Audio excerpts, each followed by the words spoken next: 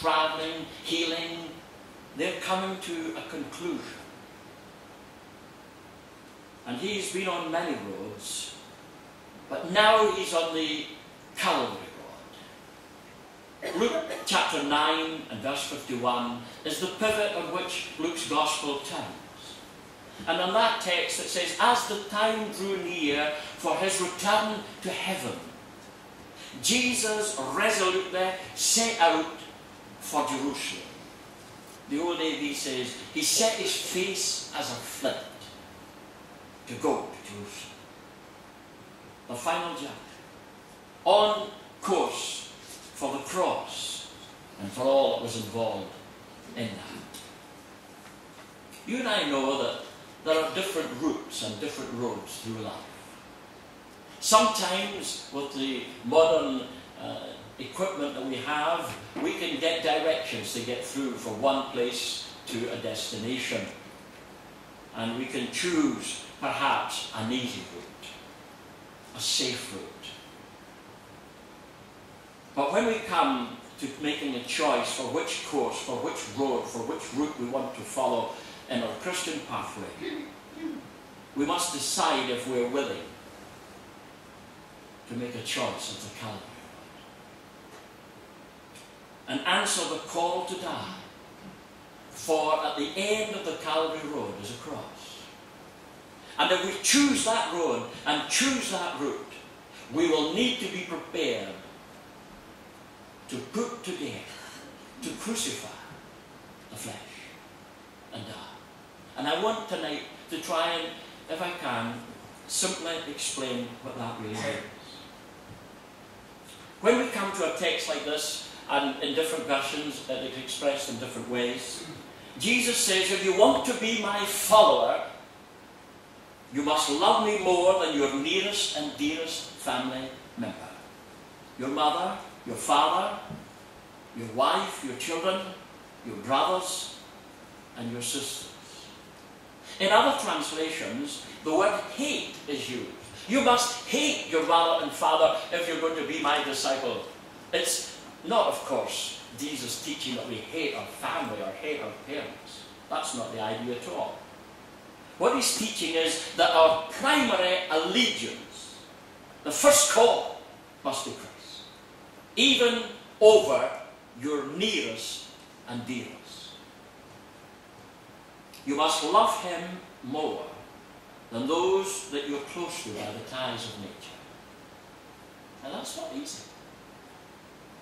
And there will be circumstances that come into our life that will test our resolve as to how much and how great and how intense is our love for Christ, and how willing we are to obey him in his teaching. I'm sure there are folks here in our fellowship that could testify to the reality that to love Christ has cost them their family relationships.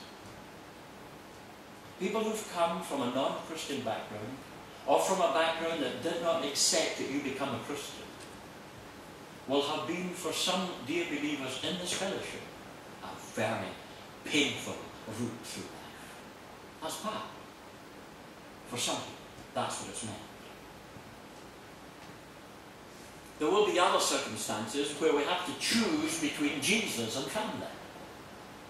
I can think of some, for example, young people who were called by God to be a missionary, to leave home and country and family and serve, only to discover that their parents said, no, you cannot do this. You cannot leave and go and take your children, our grandchildren. We will never see them for years if you make such a choice. And the pain and the demand and the cost for some people has been tremendous. Jesus takes the primary allegiance and an obedience to him, regardless of what it will cost. Family, we will go. Phyllis Thompson, one of the great missionaries from the past, shared in one of the books that she wrote in her own autobiography the pain that it cost her to take leave of her parents when God called her at the Keswick Convention to go. and serve abroad. There will be many other examples, I'm sure. If we're in the nitty-gritty of life, and one member of your family says, I'm living in a partnership and an immoral life, and how do then you cope with your relationship with your family? There may be occasions when you have to take a stand for what Christ teaches. And it may be misunderstood by your family because you want to live bear the Saviour. Of course, one of the most demanding aspects of living life, the life of a disciple, is being willing to die to self. Jesus says, you must love me more than your own life. That is your own interests, your own self-ambitions, your own pride. Now, most people don't find it difficult to love yourself and love who you are and what you do, because many times people talk about that kind of thing. But when we come to the reality of understanding what that really means, I thought there was a classic quote here by George Mueller, one of the great servants of God. He said, there was a day when I died, to George Mueller. His opinions, preferences, tastes and will died to the world, its approval or its censure, died to the approval or blame even of brothers or friends. And since then, I have striven only to show myself approved unto God. George Mueller. And so Peter explains it in his book very well under the title, The Demands of Discipleship. He says, in fact, Jesus, we must lose our lives. As we have seen, our goals, ambitions, motives must die. Living life in our own strength must cease. As we rise from the water in baptism, we are saying to the Lord, my life is finished. The person that used to be is no more. I have received your resurrection life, the life of your Spirit, and from now on I march to your drumbeat, not my own. It all sounds so sacrificial, and if death is involved, then there is sacrifice.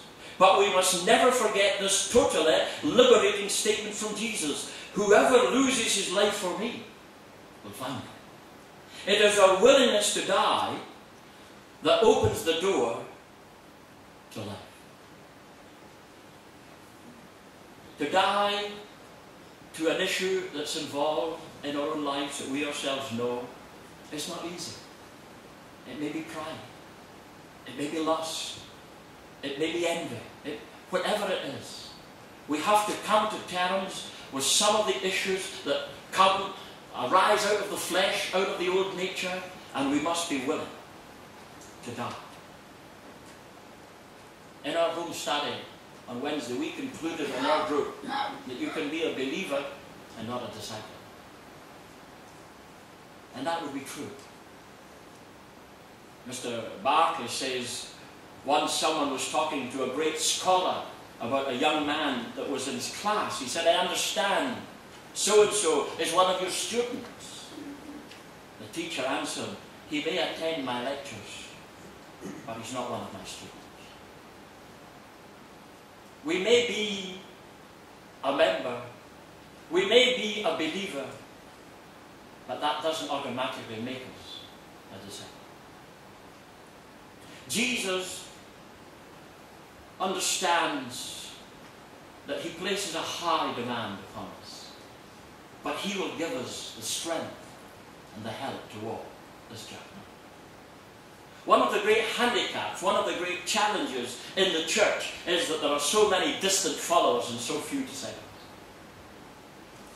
Jesus calls us into a relationship with him, not just to make a decision. And as a learner, a disciple enters into a relationship with Jesus, and he joins a lifetime of journeying and learning. Paul calls this journey the obedience that comes from faith, Romans 1:5. He says we have to believe and to obey. That is a demanding journey to be on.